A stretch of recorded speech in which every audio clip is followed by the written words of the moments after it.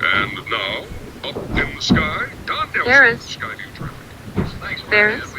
Alright, welcome back to the channel once again. Thanks for tuning in to Ferris Bueller's Day Off from 1986 as we start out at this above average home in Chicago, Illinois. And we now meet Ferris Bueller himself, played by Matthew Broderick, who needs to wake up all ready for school.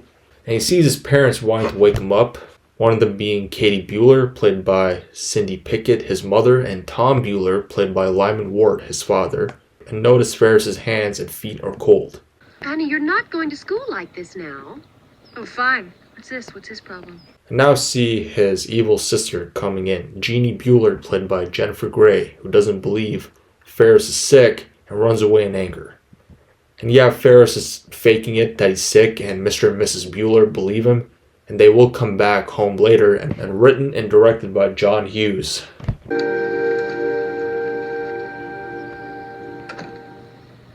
They bought it. Now he gets ready for the day with the TV on, opening the window blinds as he wants to skip school, and this is his 9th time getting sick this semester, and shows how he pretended to be sick for today with the instructions, and now taking a shower that he has a test tomorrow for economics, and why would he study any of the stuff that's being taught?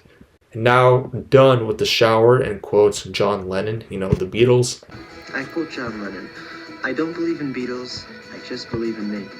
Now back in class, we see the economics teacher taking the class attendance, and he's played by Ben Stein, who's known for his voice. Yeah, he's not in class, and Simone Adamley, played by Christy Swanson, answers for Ferris Bueller that he's sick. And the economics teacher now calls for a Fry, who is also not in class, and speaking of Fry, we now see him in this treehouse is actually Cameron Fry, played by Alan Ruck, Ferris Bueller's best friend, and wants him to come over and pick him up. And now his other phone rings, and now back to Ferris talking to the camera again. And in the next scene, we see Mrs. Bueller at work, and she now gets a call from the Dean of Students, Ed Rooney, telling her Ferris isn't at school, and she forgot to call in that Ferris won't be showing up today at school. Now, I've spent my morning examining his records. And tells her Ferris has had bad attendance and terrible grades, and Ed Rooney's played by Jeffrey Jones. And Rooney says Ferris is almost done high school, still can't be like this always, skipping class. And he's been absent 9 times, which is actually nothing if you take a look at students today in high school.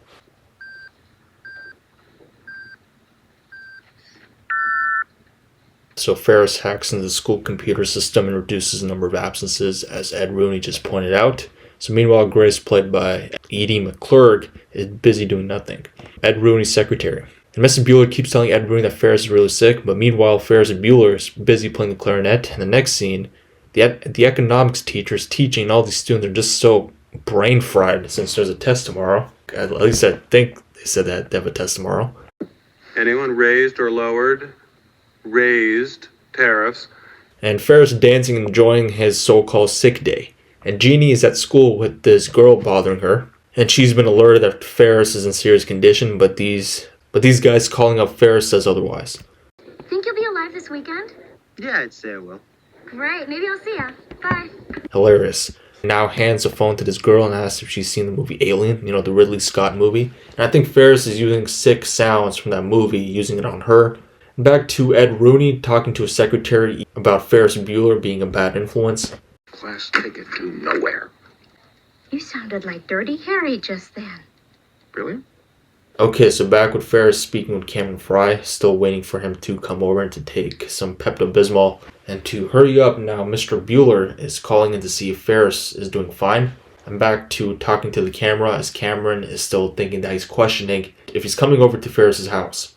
And he's trying to drive off. Either his car is stuck or forgot to change the gear to drive.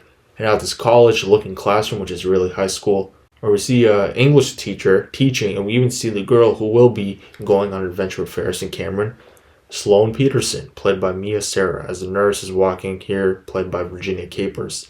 Now over to see Sloane to tell her that her grandmother is dead, which is really a prank caused by Ferris and Cameron. Oh, darling. Oh, honey. Oh.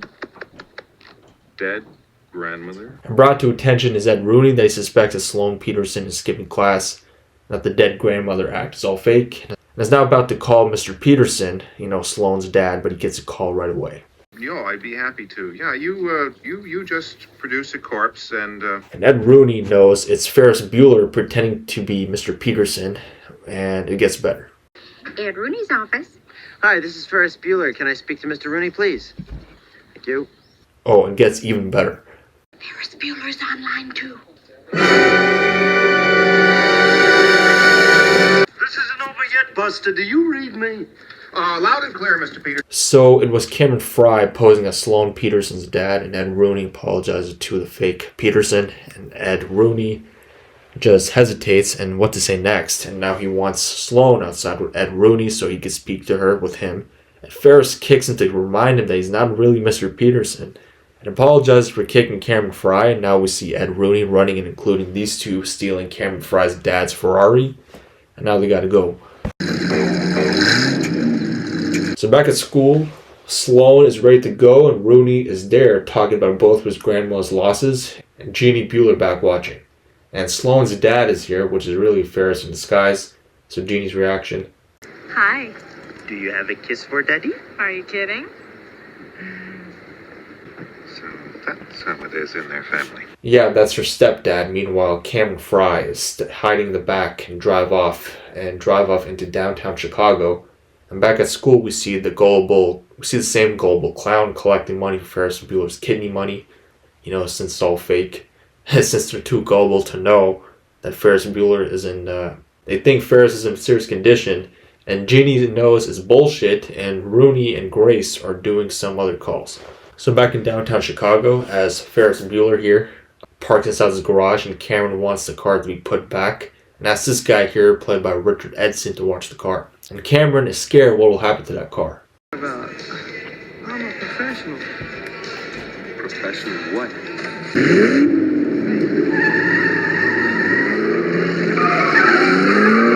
And you call yourself a professional, and Cameron was right. And comes home Mrs. Bueller to check on Ferris, and he's made a pretty good decoy here of a mannequin attached to the door and soundbox making normal human noises.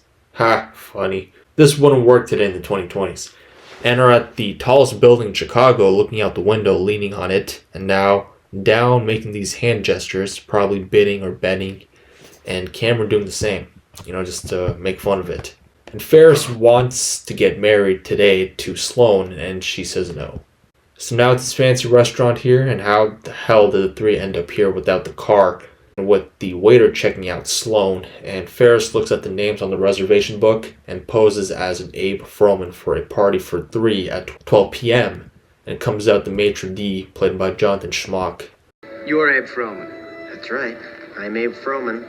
The Sausage King of Chicago. Doesn't believe Ferris, now calls the police and has another call incoming, but Ferris, taking it seriously, won't give up the phone and talks to the camera again. But this is something else. Sausage King of Chicago? Abe Froman?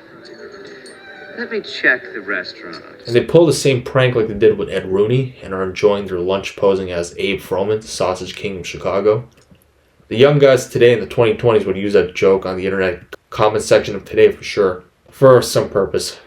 Back at school with Jeannie talking to herself while Ferris gets away with everything more, and there's a response. What makes him so goddamn special? Screw him. And back in the restaurant bathroom, as Ferris is talking to the camera to us from the mirror, as he now describes family homes, and being Cameron's family home is super twisted and not very functioning. A lot of problems in that house. And tips the bathroom attendant, and that's his life story.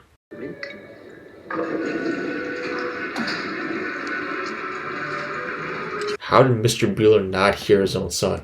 So Jeannie wants to see Mr. Rooney, maybe to tell on her brother Ferris, but Ed Rooney's not here and has left, and Jeannie is missing from her class. So next thing, the trio want to leave and see Mr. Bueller outside to steal the taxi, and luckily he dodged it and the three escape. So Ed Rooney is seen here at this pub and sees who he thinks is Ferris Bueller, since he wants to catch him red-handed for those 9 missed days of school. Over the top.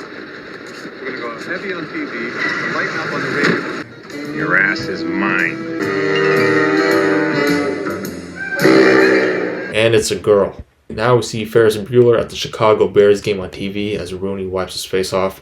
So at Wrigley Field, and Ferris and Cameron both notice they're missing gym class, and Jeannie is there at the gym class right now where the two should be at. I hate And Ed Rooney's back on the hunt for Ferris Bueller, who has all this planned out right after ringing the doorbell, and to see a recorded tape message connected to the doorbell and exactly what Rooney wants to hear.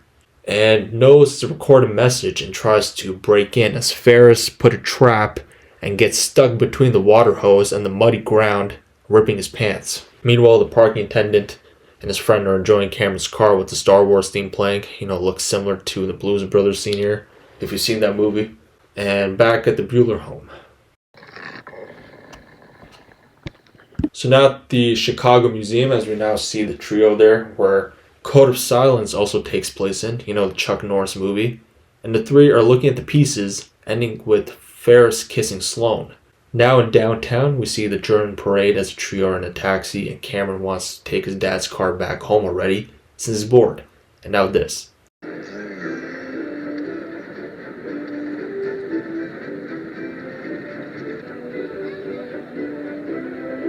And the newspaper clipping of the money being collected for Ferris Bueller's so-called sickness or serious condition. Pathetic. How funny. And see Ed Rooney's shoe being eaten, and now at the German parade, and we see Ferris announce and stop Cameron's boredom, like he said, and just plays along the parade. And these two have no idea what to do after high school ends, since they see Ferris has figured everything out after high school, and lip syncs the Elvis Presley song, and we see that Mr. Bueller is liking it since it's right next to his office, the parade. So back at home, as Ed Rooney has called up floral services to make the dog go to sleep with these flowers, and Jeannie is back and sees on the water tower that it says "Save Ferris." And she's back at home to see Ferris was really faking being sick. And Ed Rooney seeing Jeannie walking in, trying to go in again, and Jeannie calling up her mom at work, but she can't speak right now. And now she hears footsteps, and the same with Ed Rooney.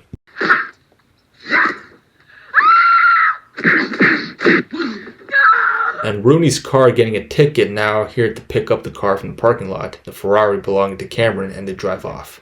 And back at the Bueller home, as we now see more tickets on Rooney's car, and Jeannie calling the police, too dumb enough to know that she just kicked her school's dean, Mr. Ed Rooney, who she was looking for earlier to speak about Ferris. And more comedy. Wait, that's my car. I'll move it. So Ferris is driving back, and Cameron sees that the miles driven on the car has gone up, and he's screwed, as Dad will find out. And now Jeannie's hiding under the blankets and hears the doorbell ring, thinking that the cops are here. And it's this musical group, probably sent by the students, collecting money for Ferris's fake illness. And back to real things, as Cameron is frozen from the mileage increase in his dad's car, and the two are ready to graduate soon. And the two will be working full-time in the summer, and right after that college in separate schools, and Sloane, being a year younger than them, who's in the 11th grade, will still be in high school, and he still wants to marry her as he talks to the camera again. And Sloane wakes Cameron up, and Ferris talking to the camera again. Alright, next scene, the three are at a pool, and Cameron falls down thinking that he's drowning, and Ferris saves him. What is that? Ferris Bueller, you're my hero. You're kidding? So in the next scene, Jeannie is at a police station, and next to her is someone who looks like who did get arrested, Garth Volbeck, played by Charlie Sheen, who's trending right now on the internet with his interviews and clips and all that. So we've all seen 2.5 Men from the 2000s. And Jeannie explains her problem to Garth, and he listens even after telling him no. So back at Cameron's house, we see the car is on reverse mode, on the reverse gear with cement block supporting it. And the trio talk about what they have done today, and Cameron will miss these two next year when he's going to college. I thought that might be a problem. Just have to crack open the odometer, roll it back by hand. Ha ha ha ha. And the car is now reducing in miles since it's on reverse at a high speed, and Cameron is starting to rebel by always being pushed around by his dad and his car collection, and kicks the car while it's on and on reverse too. Oh, you idiot. Even I'm concerned here about the car, and he's feeling so cocky here. And this happens.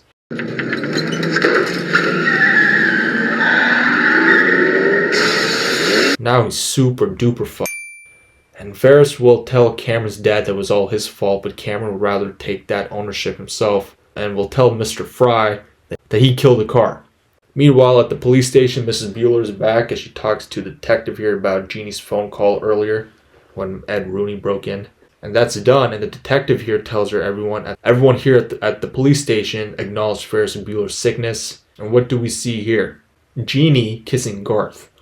And it's time to go and tells Garth her real name is Shauna and walks away all giggly. So the movie's almost done as Ferris and Sloane are done for the day, and now she knew exactly how this day was planned. And the two kiss and he sees the time on her expensive Cartier watch and runs off, and she can't wait to be married to Ferris Bueller. So Jeannie driving home Mrs. Bueller all pissed off, and look who comes in crashing. You trying to kill us?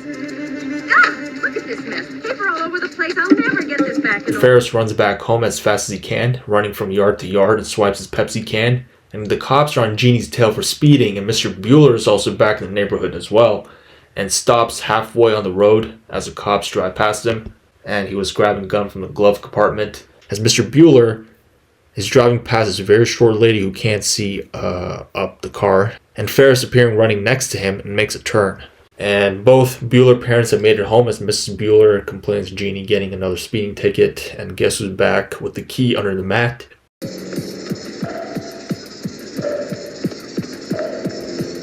And threatening Ferris and Bueller for another year in high school. And Jeannie, the evil sister, is here to save her brother Ferris. How confusing for Ed Rooney, and the dog is now awake. Ferris quickly changing it to get back to being sick, and sees that the soundboard is still on and throws a baseball to shut it off. And with more lying to end it off, talking to the camera, and that is...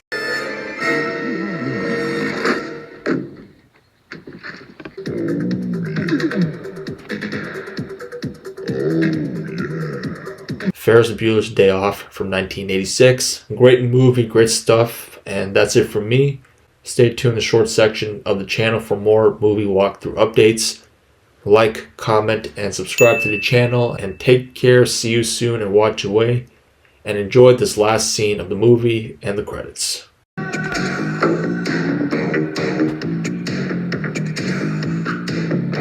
You're still here?